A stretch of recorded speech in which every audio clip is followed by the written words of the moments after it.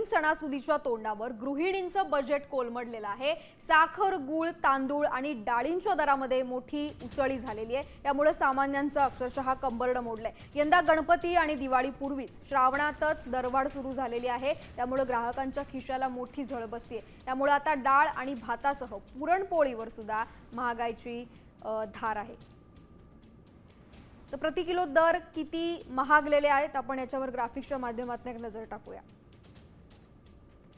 तर तूर डाळ आधीचे दर 120 ते 130 रुपये प्रति किलो होते, जे आता 130 ते 140 रुपये प्रति किलो झालेले आहेत। चणा डाळ आधी 75 ते 80 रुपये होती, सध्या चणा डाळीचे दर हे 80 ते 85 रुपये प्रति किलो आहेत। उडीद डाळ ही 130 ते 140 रुपये किलो होती आणि आता 140 ते 150 रुपये आहे। तर मूग प्रति किलो 89 ते 120 रुपये दरम्यान होते आणि आता 88 ते 150 रुपयांपर्यंत मुगाचा दर गेलेला आहे। तर काबुली चणा 70 ते 110 रुपये, सध्या 75 ते 111 प्रति किलो।